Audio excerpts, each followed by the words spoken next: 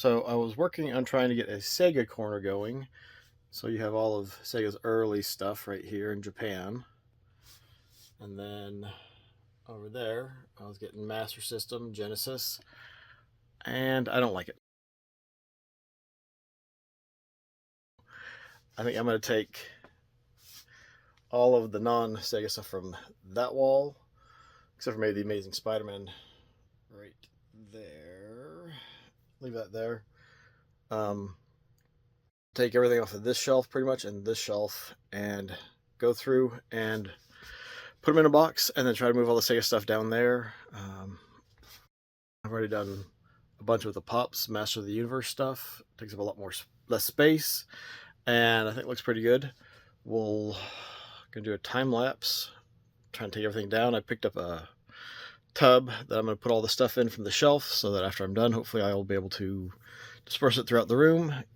Unless there's anything I decide I don't want to keep anymore.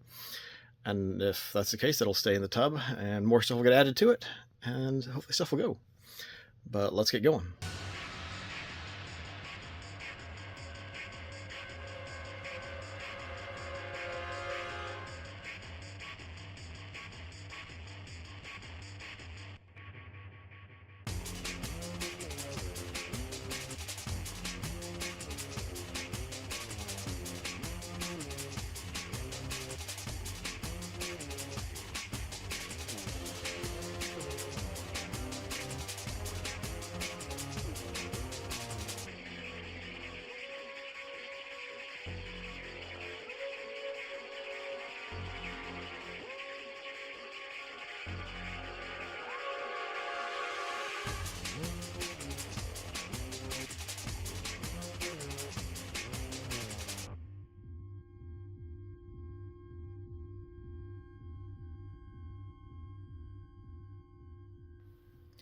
I think it looks a lot better than it did having it in the corner.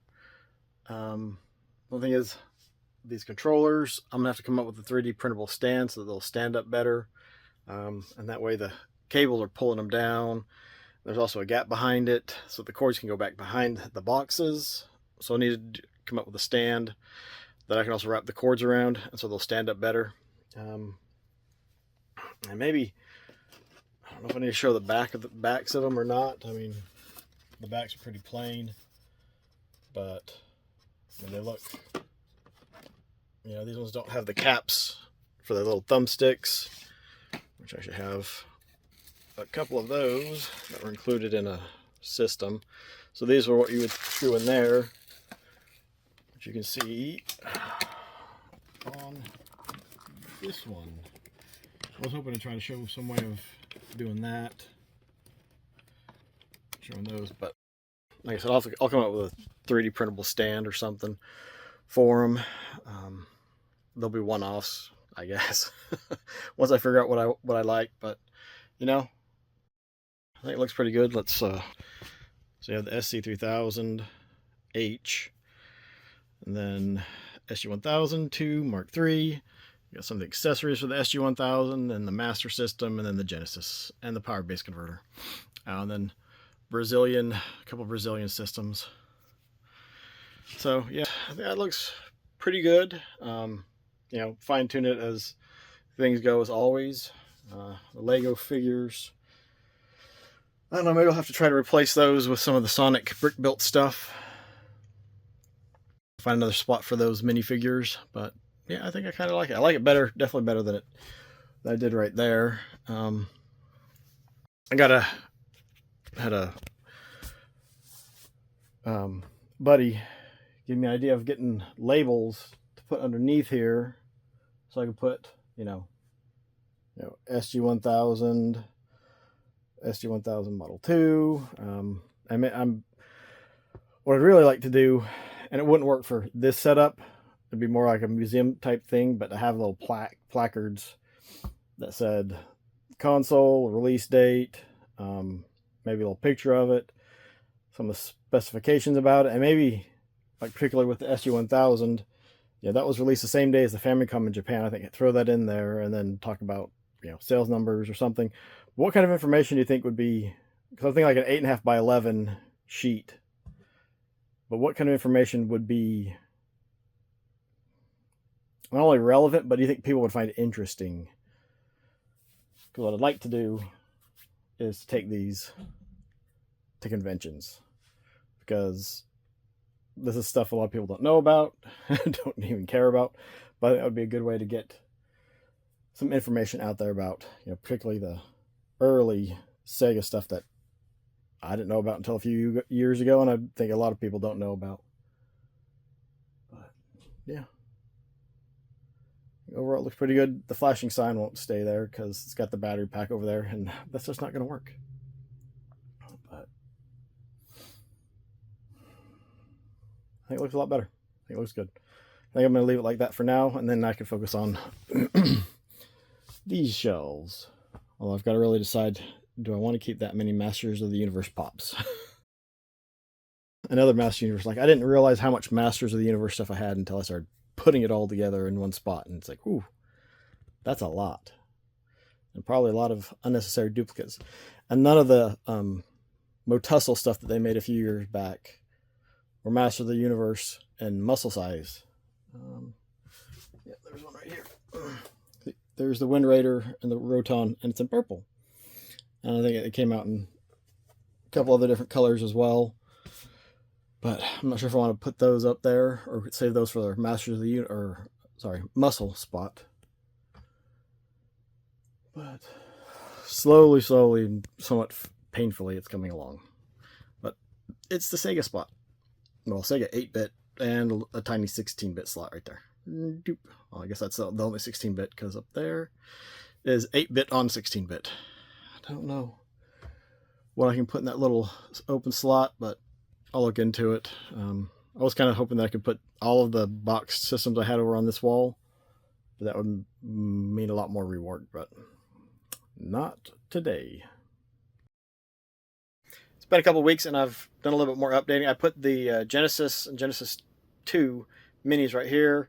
There's Sonic with a Robotnik little cap on him. Grabbed a couple of Sonic Pops. This light up Master System sign that I had Adam the Retro Beard make. Finally got it in a spot where I can have it lit up, so every time I turn the computer, that's on. It's awesome walking into the room when the lights are off and that bad boy is on. And I have a faceplate for the SG-1000 and the Sega Mark III. Now I need to get some more of those. But up on top, there's the Game Gear Micros that Sega released in Japan. Why we didn't get them here? I mean, I'd love just a regular size Game Gear and load it full of stuff. That would be awesome. There's the Sega coloring book. There's some Motu Overrun right there. There's original Skeletor on Attack Track. But we also added some Lego Sonic stuff. So there's the Sonic Green Hill Zone. There's a Robotnik Mean Bean Machine. No, not really. But one of the Lego Sonic sets. This one I really like. Sonic in this little mech right there. Pretty cool. Right there. Fits in there pretty well. Stuck some figures in there. Some other Sonic stuff over here. Robotnik up there. Oh, box for the Game Gear right there. But I've got a Dreamcast box I'd like to figure out how to get up there. I don't know how to rearrange it so that it would fit. And then I got a box Saturn and a box Japanese Master System. If I could get them on here without having to redo, all of this shelf, which this shelf wouldn't be big enough to fit much of anything. Maybe the mini consoles, but that's about it. But yeah, I really like how it's turned out, how it looks, and like I said, it's great coming into this room when the lights are off and this bad boy is on, and looks so nice. Yeah, good stuff. Good stuff. Keeping going through and trying to straighten stuff up, but things making progress. Getting stuff in boxes. All right, this is stuff that's going, this is stuff that's staying, and then this is stuff that's maybe, and then going back through it, and like, no, this is going to go now, and that's going to stay, but having fun with it. But I hope everyone's having a good January. We made it through the winter storm that hit here in Georgia. It's crazy. It was the most snow I've seen in Georgia here since I've been here, and that's been over 20 years. Crazy to think. But hope everyone's having a good January, good 2025. Everyone's staying warm, staying safe. For now, everybody take care, have fun, be kind to one another, stay safe, keep it retro, or 360, or homebrew, or indie. God bless, and we'll catch you all later. Retro, no.